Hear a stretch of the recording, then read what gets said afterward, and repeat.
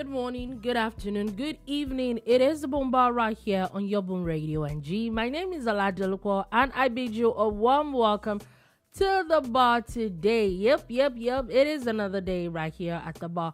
And today promises to be very interesting as usual. You know, today is it's another Friday, so it promises to be quite an interesting one today. So sit back, relax, and enjoy. We're going to be talking about quite a number of things today. Today, as usual, the our president where is the president now, Seth? It's not somewhere, is in one of these countries. Bottom line, it's not in Nigeria. That one would be all no. Anyway, we're going to also be talking about quite a number of things. The federal government has something to say about the issue with the Minister of Interior actually has something to say about the issue with the Chief of Defense Staff being denied a Canadian visa. We're going to be talking about that. There are updates on that matter. You know, it's kind of expected, yeah. This kind of reaction from them. We're going to be talking about that. The lady that slapped her lecturer. There are updates on that drama. The Southwest governors were in Lagos State. There be of issues. I won't say issues. There are things that have come up from that. We're going to be talking about a Lagos State government. There are quite a number of states in the news. There's updates from Mr. Two Faces love life. There are updates from that. Also, podcasters seem to have put some people in trouble. The issue of podcasts or podcasting, that we'll do things to a certain level that we don't know where to stop. In Nigeria, we don't know where to stop. Anyway, we're going to be talking about that. There are quite a lot of interesting things we're going to be talking about today. So sit back, relax, and enjoy today's show. My name is Dolupo, and with me in the studio is Sola Rogers. Also, just wanted to give a reminder that you could actually call the show now on WhatsApp, specifically on WhatsApp, please. Thank you very much. You can call on WhatsApp by calling +234 9161 637661. That is the WhatsApp number, +234 9161 637661. So that's it, and we move. Hello. Good morning, good afternoon, good evening. Welcome to the bar. We move. Okay, so we're getting straight into today's show. First things first, just like to put some things out there.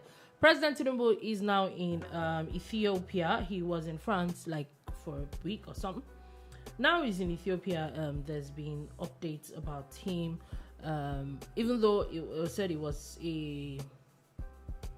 supposed, the news, or would I say the France was supposed to be a private thing, but we saw, I think he had met the CEO of Google or something. There was somebody. Yes, he did. That he had met through his trip and all that. So I say maybe it was not all private but anyway, so he's now in Ethiopia now. So I think it was a mixture of both for Nigeria's president. The AI summit was a massive one. They had the Vice President of America and a whole lot of world leaders in attendance. Narendra Modi of India was there. In fact, there's a funny video I saw, and I'd like to say maybe it was an oversight, where someone skipped shaking Narendra Modi. I'm like, why? Well, these things happen, Sha. So it was a massive one, and he was there.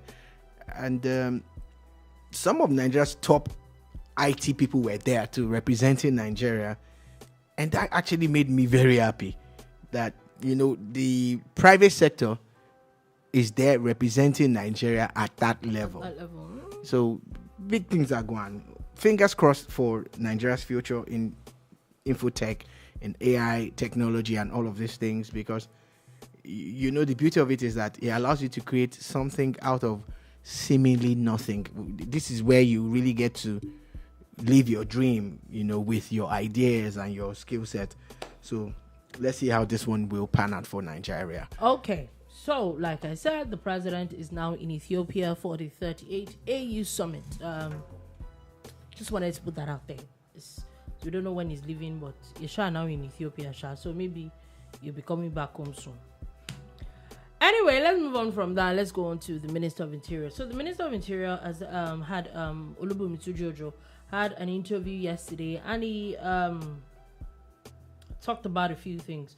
So he was talking about this. I thought that was coming from the Minister of Power, but looks like it's a collaboration, and that the Ministry of Interior is championing it, talking about how they're looking at what they're going to be calling Power Rangers, and they're people that it's basically sort of like an elite paramilitary force that is basically going to be tasked with checking and basically overseeing the power infrastructure around the country. We hear a lot of vandalism happening in that sector. So basically, that's what the Power Rangers will be doing. So vandalizing Nigeria's power infrastructure has become a thing.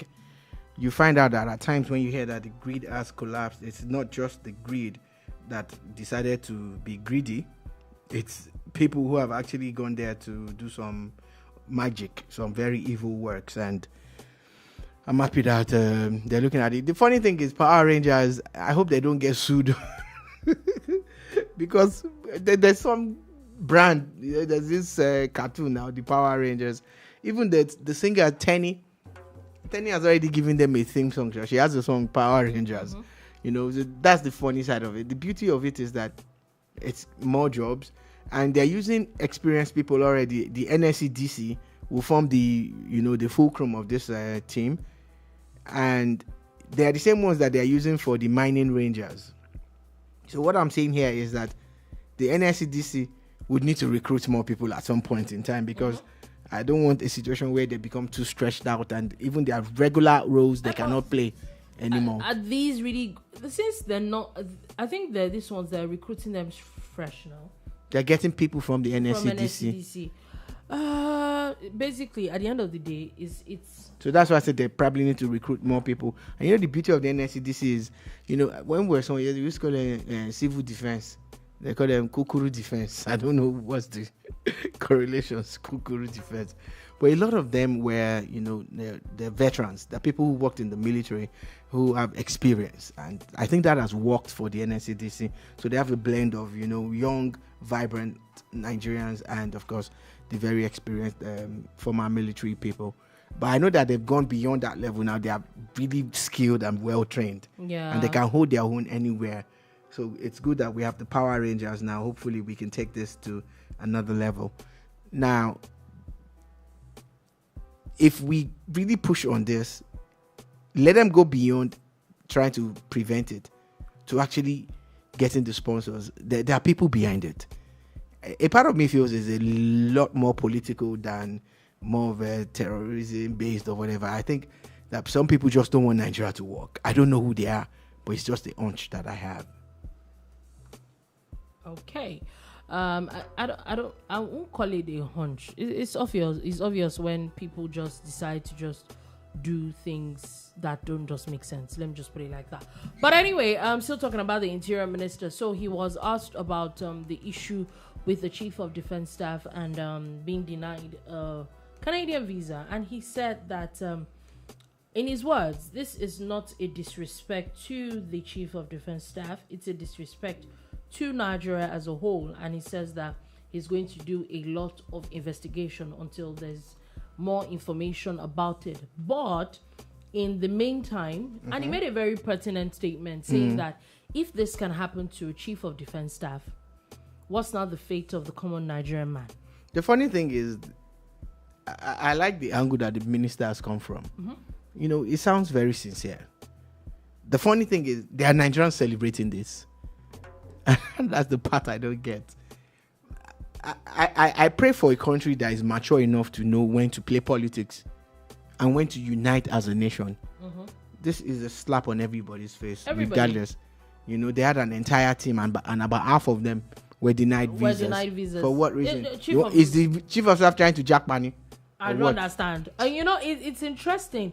But there's also now the conversation where, yes, there needs to be... Now, there's also a bit of, I won't call it conspiracy theory, a bit of explanation and saying that The Chief of Defense Staff, over time in the past few weeks, has been very vocal about a lot of world powers, alleging that a lot of world powers are funding the terrorism or the banditry in Nigeria. Yeah, so there's a video that's making the rounds. This video was out there before, but the problem I have with a lot of us is that it's until something becomes an issue before we take things, serious. So there's a video, and I actually saw that when he was on Al Jazeera a few weeks ago. And I remember when the presenter was trying to corner him with that comment and everything, and he was like, well, I don't know what you're saying, but he didn't call anybody's name now. Yeah, but he said what he said. So is that enough to deny him a visa for an event that is for him and his peers? If you deny him a visa for that, then it means that maybe there's some level of truth in what he's saying. Exactly. But for me, regardless of what anybody says, I stand with Nigeria on this. I stand with the Chief of Defense Staff, right? Yeah. The UCDS, because I think it's very, very disrespectful. Yeah. It's wrong on all levels. And by now, the Canadian High Commissioner or Ambassador, come and explain yourself. Yeah. Give him. No, let me not joke about it. Let him just come and explain himself. There needs to be someone in somewhere around. Yeah. On that note, now let's move on from that quickly, and let's move on from a bit of gist to governors. So, the Southwest governors met yesterday. I think that the Lagos State governor is the chairman of that group, because I think they seem to meet a lot in Lagos. But anyway, that aside, now they're talking about establishing monitoring groups for food inflation and security in the region. This is a very, very welcome development. We have always advocated for some kind of a commodities board or a price monitoring system, because you just know that at times things happen and you're wondering, like, is it really that bad? Mm-hmm. I was looking at the prices of rice 2 days ago, and there's a 2,000 naira difference between foreign rice and locally, and this information is from the Commissioner of Agric in Lagos. You get, because they are also monitoring prices now across the major markets in Lagos. Data is required. These are the things that we should have been doing all along. Now that the Southwest is doing it, imagine if the South governors are doing it, the Southeast governors, Northwest, North Central, Northeast, they're all monitoring and gathering that data, and they understand that, wait, how come rice is 62,000 naira here and it's 82,000 naira there? This data will help us understand the flow of commodities and who is paying what for what and why. Because honestly, if it's not the middlemen, then it's the farmers. But someone is being funny about the pricing of commodities. So my issue is that they have these meetings every time, and they come up with these things. The last time I remember, I think there was one time they were talking about having train around the Southwest. We come up with all these things, and I'm sorry, maybe I've not seen it. Maybe somebody needs to point it out to me. I'm waiting for when these conversations come to fruition. Yeah, that's the way to go. It's a good approach by yourself there. I know that they discussed this again, and from this now I cannot say it officially, but I heard that there is even an investor waiting in the corners to pick up on the West Nigerian rail network, a network that is going to link up all the Southwest states. I heard that they've made some progress on that, but again, governance and politics, are things that we talk about all the time, by which that governance will supersede politics. So really and truly, in the next couple of months, it will be nice to hear that the project has been flagged off. Yeah, I don't know, Sha. Anyway, moving on from Lagos State. You know what? Since we're in Lagos, maybe we should pick a bit of issues also from Lagos State. Now, the Lagos State government has increased BRT fares by 18%, saying that the cost of operations is increasing. It's getting high. It's understandable, but they should also consider that people are not making more, and they should try as much as they can to ensure that the quality of life, improves for the citizens. I get the increase that they're talking about, but they should also look at ways where they can also reduce their overhead. For instance, you've had the electric buses for about 2 years now. Can we invest more in those buses?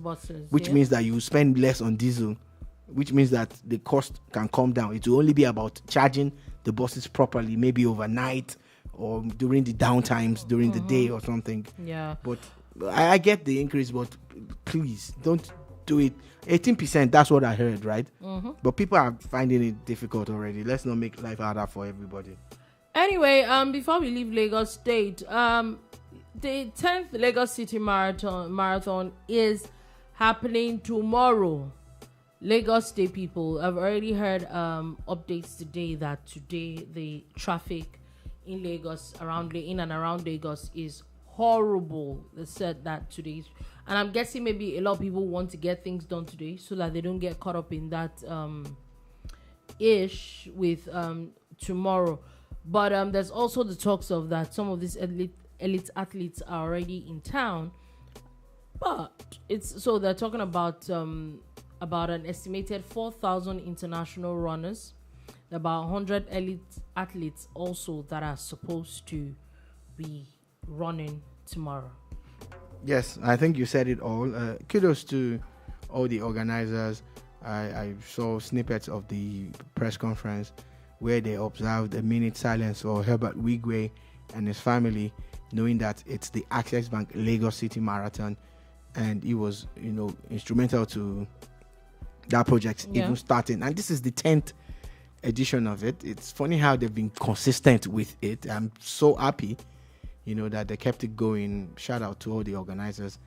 Again, look, tomorrow, lockdowns, 8 hours. By 12:30, they should be done and dusted. The truth is that 12:30 is for everything, because for a race that starts at 6:30. No, but for a race that starts at 6:30, I'm trying to say the elite runners will be done in 2 hours plus or less, plus or minus 2 hours. You get, but in running in marathon, they have the elite runners and they have the general list of runners. Now there's the 10-kilometer race that starts in Lekki at an event center, and they all culminate at the Eco Atlantic City. That's where it ends. So traffic on that axis of Lagos will be impeded. Traffic on the mainland will be impeded. Yeah. But the beauty of it is that when the last runner leaves a major stop point, traffic is opened. So that, and they are leaving from Surulere all through Ikorodu Road via Bagada Express onto the third mainland bridge, then onto the island through Ikoyi to Victoria Island, then Eco Atlantic City. So if you are going to be around that axis, just take your time, don't rush out until about 1-2 o'clock, when I think everywhere will most likely be free to move around. But the elite athletes like that, some of them might even be on their way out of Nigeria by that time, because the races, 42 point something kilometers, they're done in 2 hours. 2 hours. Yeah, they are. For elite athletes, yes, they will be done. Like you said, elite, very elite. Anyway, moving on from that, and let's go all the way to, I think, Akwa Ibom State, where the governor, Umo Eno, has now signed an executive order for the establishment of Akwa Ibom State Labour and Industrial Committee. Well, what is this supposed to be? So this basically is supposed to look into the labor force in Akwa Ibom State, basically, literally. That is just supposed to look into a part of creating jobs, basically helping the labor force, also maintaining, would I call it maintaining, or sort of like a watchdog to a lot of companies and the workforce in the state. All right, kudos to them. It's a story that I have not followed, and so I was asking that actually sincerely. So it's a good thing. Kudos to them for doing that. We will be, monitoring to see how impactful this will be on the populace of that state, and maybe something that if other states are not doing yet, they should go and learn. They should go and learn to do. Now let's move on quickly, and we're going to University of Nnamdi Azikiwe University, UNIZIK, yeah. And this one is very interesting, where this matter had been going on for a couple of days, where there was a video that I think a student was trying to make a TikTok video, and a lecturer passed. I think the lecturer touched her or something. In a movement, in trying to make that video, this is something that everybody does. Everybody that makes a video, maybe on a tripod or a table, once you set up your phone, you take a few steps back. Yeah. So that, your full frame or whatever is captured. And in making those steps back, she was in the pathway of the lecturer who was going into his lecture theater. And that was it. And the man more or less like blocked, like, hey, get out of my way. I don't like the man, though, because I don't know the kind of schools that people go to now. So, the corridor is... Yeah, so get out of my way. And, the sad thing is that she's not even supposed to be around that place. That's not... I know students can go anywhere, but she's not even a theater art student, and the man was going there for his theater art courses. And so, that's what happened, more or less. That's what triggered all the madness. Now, there are insinuations from people who claim to be in the school that the lady's mother is also a lecturer. Okay. But that's not even the issue. The issue is that she now released a press statement alleging sexual assault. Yes, she did. She did. An event that you recorded. The evidence is on your own timeline. Yeah, it is. There's nothing like that. Now, in the process of trying to correct her and everything, she ended up biting the man. There are videos of the man at the health center being injected. Like make go start to the back like dog. Tetanus and all that. Yeah. But So please, before you continue, yes, please. It's actually I won't call it a bother, but yes, it actually does bother me. And what I'm saying, my question is, whatever anybody does, let's even say that somebody tries to hit you or someone tries to assault you or whatever. How is high your teeth towards the next person, the next thing that comes to your head? Look, there's a Yoruba saying, "Ẹyin tí ajá bá fi ń bọ́mọ ẹ̀ ṣeré, òun ló mọ̀ fi ń gé jẹ." That's aja. We're not dogs. Did you not know that they injected the man not to cut it? So can you not do this? Can you not see the correlation? I didn't say she's a dog. I'm just saying that there's a saying that. Like, do you understand? Like, how is biting the next person? She viewed it as a thing that comes to your mind. That was a weapon. That's what she felt she could use, to attack and all of that. And the videos of the rockers, people were making videos too. Oh yeah. And I have also seen people who claim to be the man's former students, who would swear by the man's character and attitude and how straight he is. Like, he's such an amazing human being, and he's never really had issues with anybody. Shout out to that. You know what it means for former students to come and camp on the timeline and be talking about how this guy was a great guy or is a great guy. So another thing, and one thing that I know that a lot of people say that times have changed, and it's not really. At least I still went to school till like 2012ish, 2013. I was still in uni, so I'm not sure that I'm so out of touch like that. How come it is okay? See, nobody's talking about the basics. You're supposed to be in a school environment. You're not reading. Yeah, sometimes you're just maybe in some corridors and you're like gisting.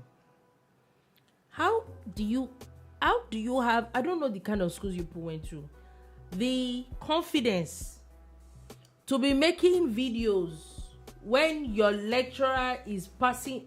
What kind of lecturers do you put out? You put out really... You said it all. The world is a changing world now. Things are different. Even lecturers are asking people to use their devices for research and all of that. So you can get that. She could be working on a research. You see, I don't have a problem with trying to make a video or a TikTok. The problem is in... Do those things in your room. No. What if it was some kind of assignment that she had to do around the school? I don't even have a problem if it wasn't an assignment. It's a reaction to the man. Did you see the part where she was shouting and being rude? That's the issue. It's not really about the video she was trying to There's make. the thought of, I don't have a problem with her trying to there's make a video. the thought that, Anyways, I can't be expelled. a big shout out to the management of University of Nnamdi Azikiwe University, UNIZIK. They acted swiftly, and I respect that. Looking at the brand and how it's being portrayed as somewhere that is chaotic and everything, they acted very, very swiftly. And there was a panel that was set up, and of course she got chucked out. Yeah, she's been expelled. There have been people who have been saying, "No, it's wrong. They shouldn't." But now she's been expelled. They didn't even suspend her. A lot of people were expecting some kind of suspension. You're going to start again. And they told her with immediate effect. Have sense. Like, I know that, like I said, I know that this younger generation seem to be very vocal. They're very expressive. Yeah, it's their parents. But now. still have it's sense. The parents. It's the Have kind of sense. parenting that people have. See, there are even ways the that... fact that a if- child has to be vocal doesn't mean a child has to be rude. Yeah. They're two different things. You don't have to be rude. There's so many things that are just wrong with a lot of people these days. It's sad. Anyway, she's out of the school. It's time to go and write jam again. Anyway, moving on from that, let's go all the way to Kaduna State, where there's a lot of interesting news. Yesterday, I think I saw a video of the governor talking about, I think he was reacting to something that his former or his predecessor had talked about, and he had talked about, yes, that President Tinubu is on the side of President Tinubu now. Yes, that he spoke to the president a few weeks ago, and there's been an increment in some funding for roads in Kaduna State and all that, and that President Tinubu literally is really helping Kaduna State, so he will continue to support the president. So that's just by the way on that matter. But interesting news that came out today is what we saw, where 3 lawmakers in the State House of Assembly in Kaduna State defected from the PDP to the APC. Now, there's been a lot of defections, except we want to lie to ourselves, from the Senate. Most recently, I think just this week, there was another defection from the PDP to the APC in the House of Representatives as well. We've seen even the in Ebonyi drama State, happening in Ebonyi State. In Enugu State. Now, so I think by the time this trajectory we are going, by 2027, there's no need for election anymore. Well, I don't think so, because there's also a gathering of a lot of people now. You're seeing videos and pictures of people like Atiku meeting with Obasanjo. There are pictures of Kwankwaso meeting with Aregbesola. There are stories of Nasir El-Rufai meeting with Peter Obi. So there's this gathering again. So you cannot just sit back and say, oh, there's not going to be an election in 2027, or it's going to be a one-party state and everything. I think that no matter what happens, there's still going to be this gathering of people who feel that, what's happening now is not right, and they can correct it, and they want Nigerians to support them. People have brought out videos of, I saw a video of El-Rufai being interviewed by my good friend Deji. Okay. And he was saying there that even his dead body would reject the PDP. Now, there's also a lot of word on the street that the SDP might be the tool. Some people are saying no, that there are other things that they're looking at. But yes, there's going to be another third force. But maybe the third force would be a second force, because the second force is virtually dying. And the second force is supposed to be the main opposition party, which is the PDP. And the one that came as third force that everybody thought was going to survive to 2027 just might not. Yes, I'm talking about Labour Party. With the number of people they are losing on a daily, let me not say daily. Let me not say maybe on a weekly. Look at the movement. Even their former gubernatorial candidates in 2 states in the southeast have crossed. To the APC. A lot of things is happening, but that's the beauty of politics. At the end of the day, all the power resides with the people. And if you think you don't have power, then sit inside your house again. It's very, very interesting. There are 34 members in the House of Assembly. The APC has the majority. However, there was a large chunk of the PDP in that house. as well. This is That's in Kaduna State. Kaduna State. But with 3 people moving, because it's a very, very diverse house, actually. Now that I'm looking at it, in the house, there's APC, there's ADC, there's Labour Party, there's AA, there's PDP, there's NNPP in the same house. Yeah, people need to understand that in Kaduna State, there are a lot of dynamics that come to play. Religion is one of them. It's a big issue. Then beyond that, the characters of the incumbent, as at the time El Rufai was leaving, there was a large chunk of people who loved him, and there was a large chunk of people who did not. Mm-hmm. You get, so all of that played out in the elections. If you remember or you recall, the current governor barely scraped through. Yeah, it was very hard. The PDP took a lot of major seats, especially at the federal level too. So Kaduna politics would Kaduna politics very interesting. Would intrigue you. As of would interest 2024, there were about I think 12 APC members. There were about 9 PDP members in that state, in that house. Now, with 3 movement, that brings it to 15 for APC. That's a lot. That's a lot. And a lot of people are actually praising Governor Uba Sani because they're saying that he's doing a whole lot, especially in the area of security and agriculture and also infrastructure. See, whether I don't think we even have to like or not like, or there are 2 things going on in Kaduna State now.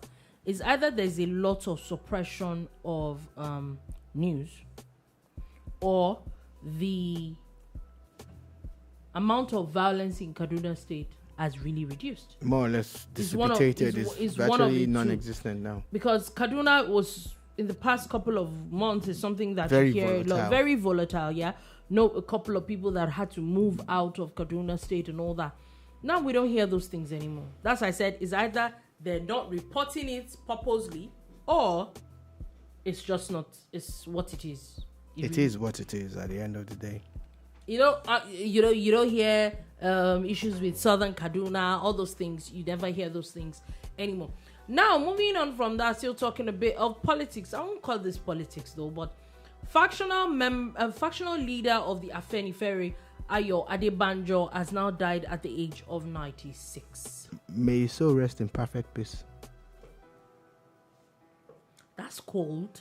That I wish that his soul rest in perfect peace is cold. It's the way you said it. Okay, let me say it in a more nicer way. May his soul rest in perfect peace. What are you doing? Dolupo, you are the one that is reading meanings, though. You are the one that is looking for something where there's none. An elderly person has passed, a whole human being, and I'm wishing him peaceful journey.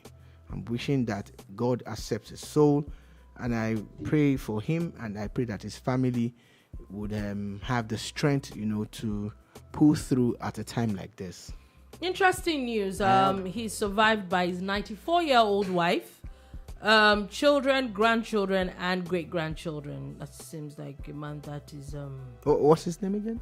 Ayo Adebanjo. Yeah. That seems to like a man that has lived a full... He has actually at 96. Yeah. 96. 96 is a lot. 96 is a lot. Now, let's move on from that. Let's go a bit of... basically, this is information, but it's something that we should actually talk about. So, the CBN has made a bit of clarification. So, a few days ago, the CBN has been putting out a lot of hot news about different things. One that got a lot of people talking is the CBN. By the way, we talked about something yesterday. MTN and their drama. MTN came up with some funny apology in quotes. Apology yesterday. The same na no vex. They pushing no vex. You MTN, you as a user, say you pushing no vex. Anyway, going back to the CBN. So, the CBN had said that so before, when you use people's ATMs, when you use other banks' ATMs with your card, the first 3 is actually free. Now the CBN for the month, though, not for the for day. the month. So CBN is removing that, and every time you use another bank's machine with your card, you would get charged, whether it's the first time or the 15th time. However, so they're telling people that they should use their own, they're encouraging more people to use the ones from your bank specifically. Now, with that being said, the first thing that also popped in my mind is, I can't remember last time I used a machine, because there's just most of them are not functional. Now the CBN has now come out to say, and that they're throwing a lot of sanctions out. That they're going to be sanctioning not just banks. Now they're mandating that banks would have ATM. Their ATMs should be funded.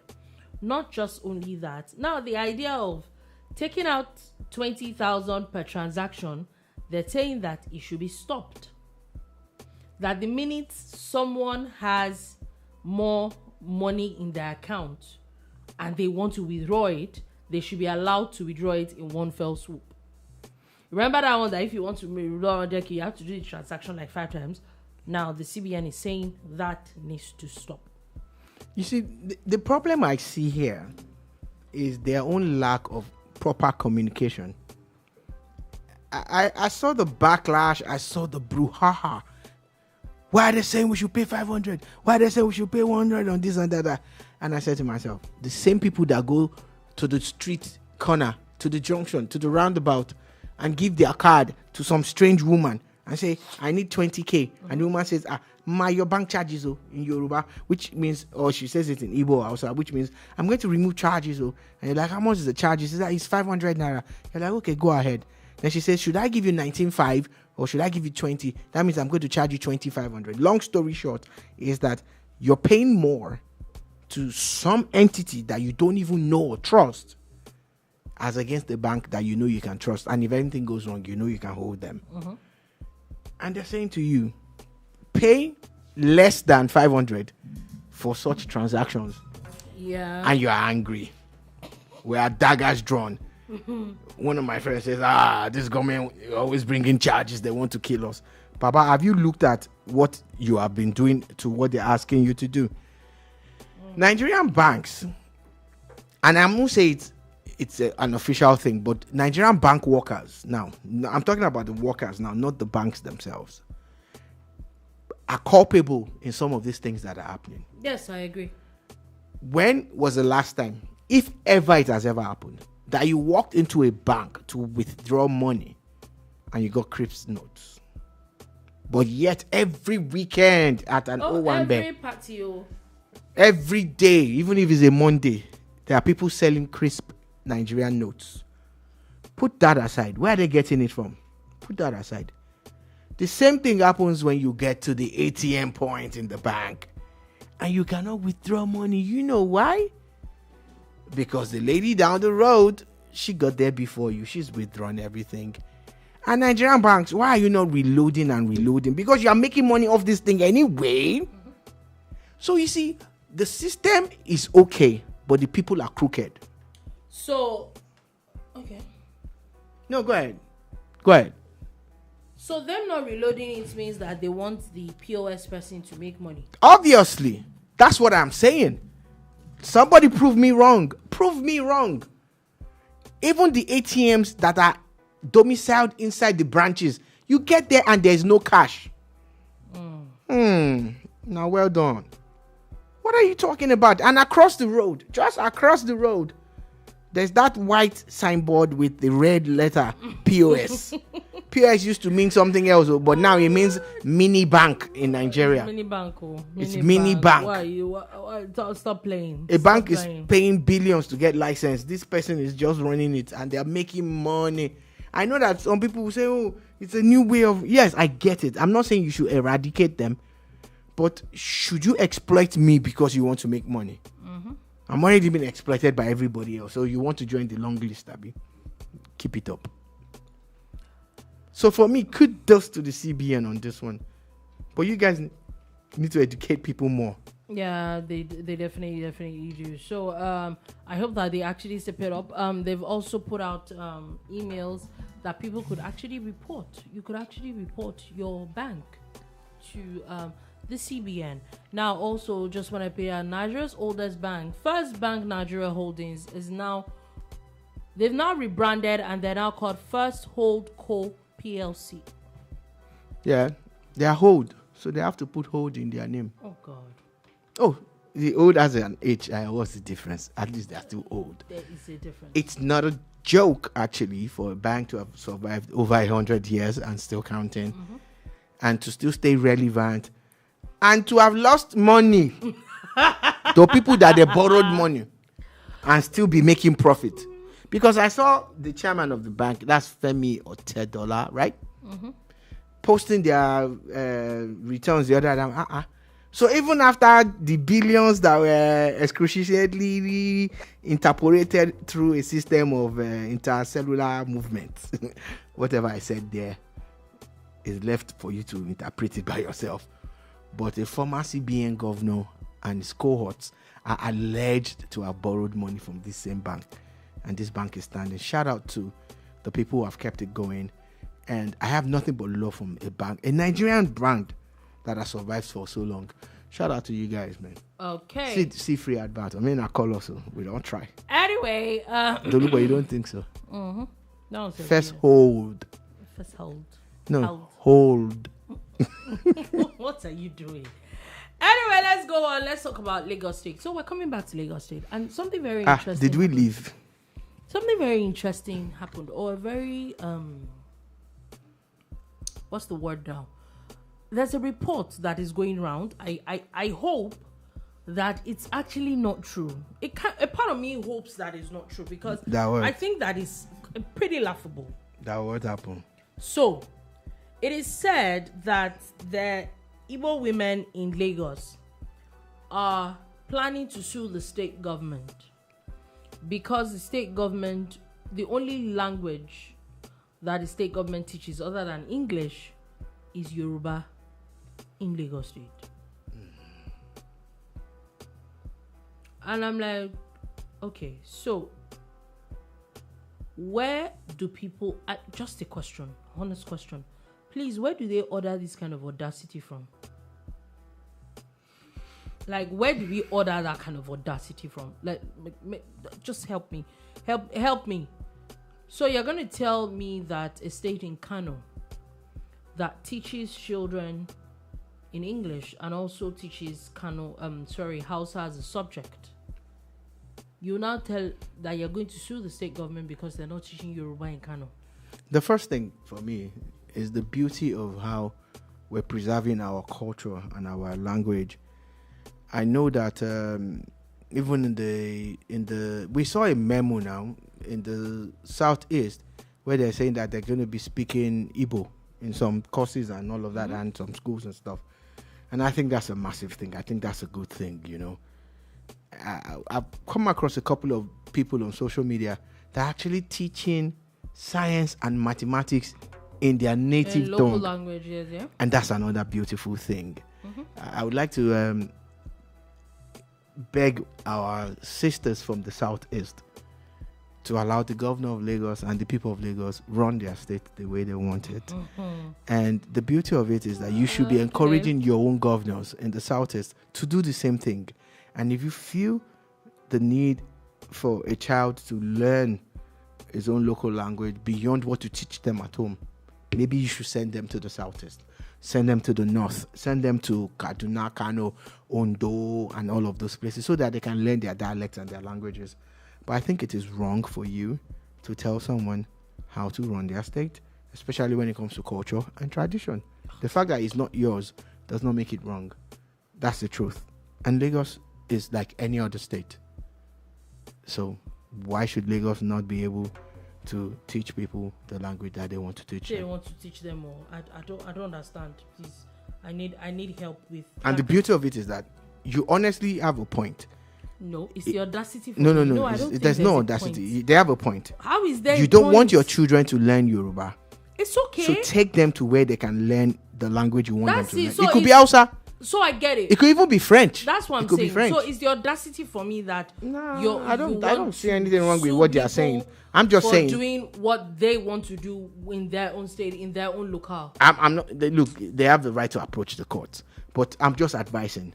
If you feel that you are in a particular place and they want to force a certain language down your throat, leave that place.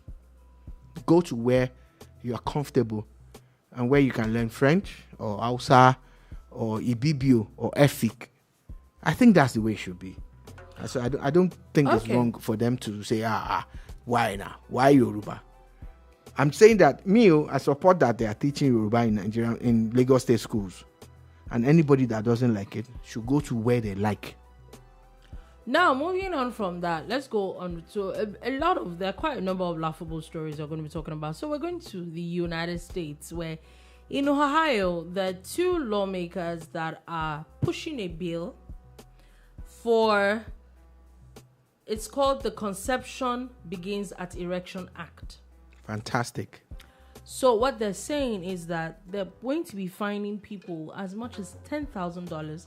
It starts from $1,000, then a second offense is $5,000, then as much as $10,000 for ejaculating without the intent to conceive. Or basically, if you're ejaculating without the plan to fertilize an egg. Oh, that's a very good bill. It's a fantastic bill. So this is how it's going to happen. They're going to install cameras in every room, every toilet, every bathroom, everywhere. Then they have AI. AI knows how to, sniff and get all those things. So every time men, it's the only men that are targeting Abby. Or are women also involved? No, just men. It's just men. Every time men. So the rationale is that in Ohio, they actually penalize women that opt for like abortion and all that. Like there's nothing in their mind. You can't say that there's like an unwanted pregnancy. So what they're saying is that if you're going to penalize someone for removing a baby they do not want, you should start from the ejaculation. Very sensible thing that you people are trying to do. It's very good. So now you now need CIA or FBI and the department, Ohio State Police, and all the sheriffs. They are now going to be scrutinizing. Bukola Medubi says every phone will also be tracked. Very important. And the phone, especially the phone. Very, very important. So now, anytime you discover that a man has tried to, you just charge him $10,000. Almost before you know it, the ejaculation money can now build an entire country. Well, Ohio, Chicago people, what's their name again? Ohio International Police, what's their name? What's their name? I don't know. Okay, but this law now is only for Ohio people. Yes, it's only. So anybody in the Ohio that they have now tried to catch can go to Chicago, and there's no law like that. Nisha, you people are jobless. You don't have anything serious to do with your life. And you see, as much as you people don't like Donald Trump, some of us just know that there are certain aspects of Trump that is going to set things right. And I can't believe I'm saying this on my life. You want to do ejaculation bill. Okay. Let's move on from that. A bit of update from sports. So I think over the weekend there was an issue with the Turkish league where Galatasaray, their opponent Adana Demirspor, they walked out at the 30th minute. Sure, don't bite yourself.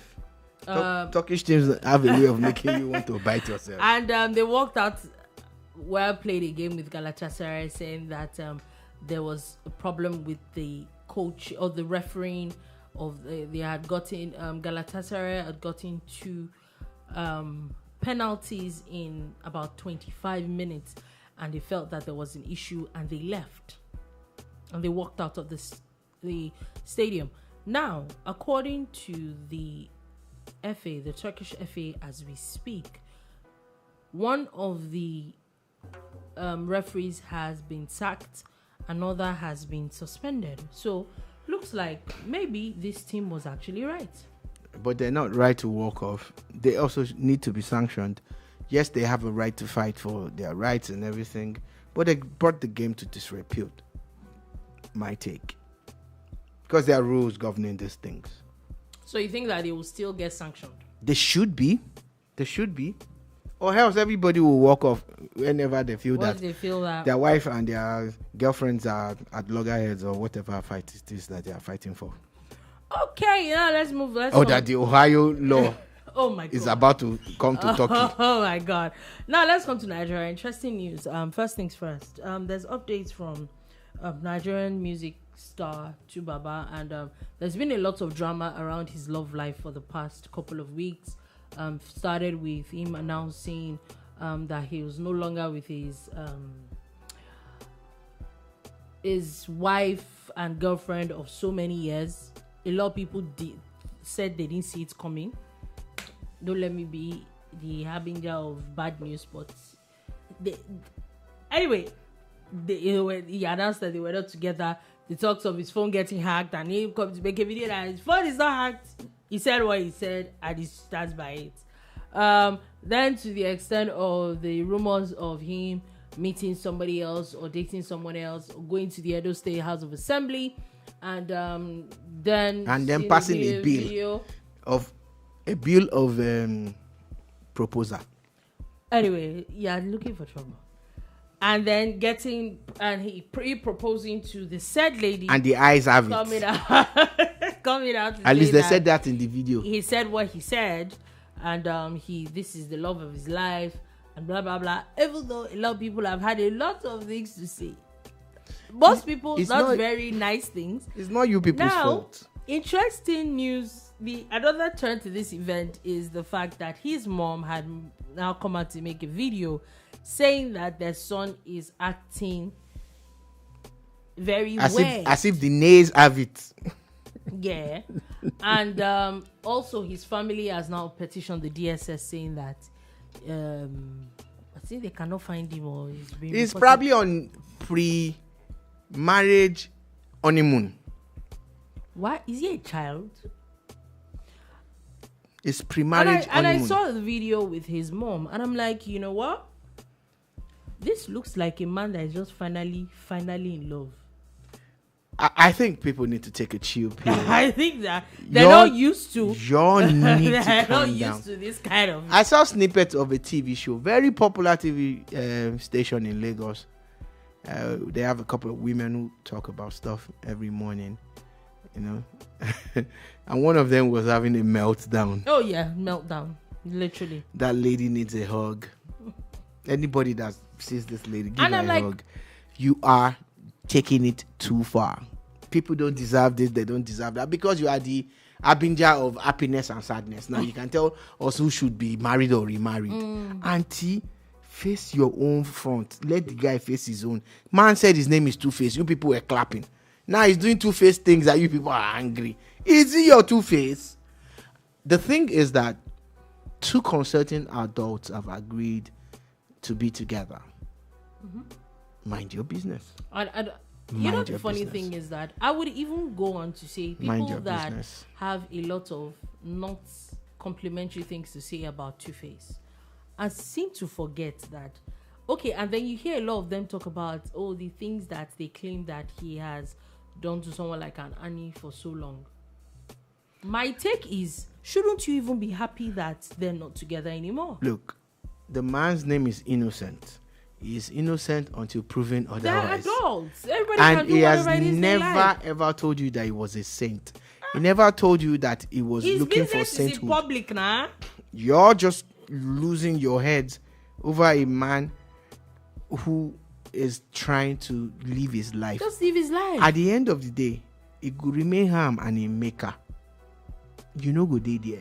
So let's be calming down on the judgment game. When will they calm down? Let's be calming down. Let's be calming down. And I'm not saying that Two-Face is right, and I'm also not saying he's wrong.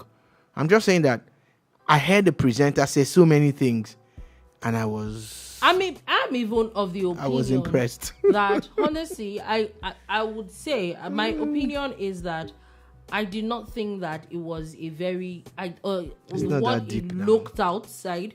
It didn't look like a very great union. Yeah. So, is it even a good thing that they're not together? Let everybody just go their way. I wish someone could really speak to Annie Macaulay, that's her real name, and tell her, you know what?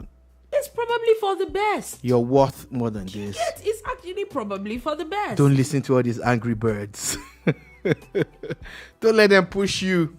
It's probably for some of them are trying to fight their husbands through you. Anyway, yeah, you mean human being. I'm talking about what you see and what you not say. CM, what podcast will carry us to in this country?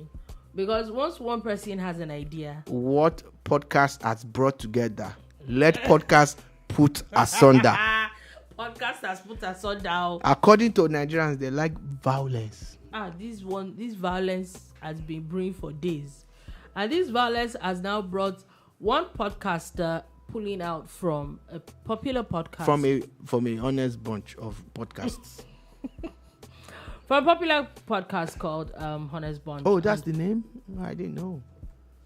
Now, he said he has stepped down, that he's resigned. Some people say that he got sacked. Who elected you in the first place that you are now stepping down? Also, there is a video of somebody. Would I say? I don't want to say rant, but there's quite a number of rants actually from a particular person, and so maybe the sack matter seems like a more funny matter, but basically this started when they got a guest on the show, and the guest felt that one of the conversations, or the major conversation it was coming to have there, was to talk about somebody else. See, all of us, sorrow. That's all the people that talk. We know that there's a limit to these things, and there should be some line drawn. But how do you come on a podcast and say your entire existence is about correcting someone or bringing the person down? We don't like to mind our business in this country. We don't like to mind our business. It don't make no sense. So, Very Dark Black Man is not a saint. He never claimed to be one. And he's actually doing a lot of good things. Yes, he's made a lot of mistakes also. He has stumbled, he has fallen, but he's still standing. And I think that it's very cowardly to just keep blabbing about people when you know you can actually reach out to them. If you really wanted to correct him like you claim, this comedian guy that's saying he wants to correct someone, there are ways to reach him. You want to reach him, you will reach him. Why are you even correcting people? Are you a child? Who made you the senior prefect? Who made you the senior prefect of anybody? Sir, I'd like to ask you. Let everybody stay. Have you corrected yourself? Don't we even have jobs? You started out with a fantastic career winning spontaneity on Alibaba show. Have you built on that? Don't we even have jobs? I'm lost. Like, do we not have jobs? Correcting people. Tipex. Oh my God. Let's be going. Before you come and say that our own too is too much. How do you call someone? Are you kidding? Please, we are going. Thank you very much. We'll see you on Monday. Peace. I have no words. Peace. Tipex, really? Yes, now it's not Tipex that we used to correct.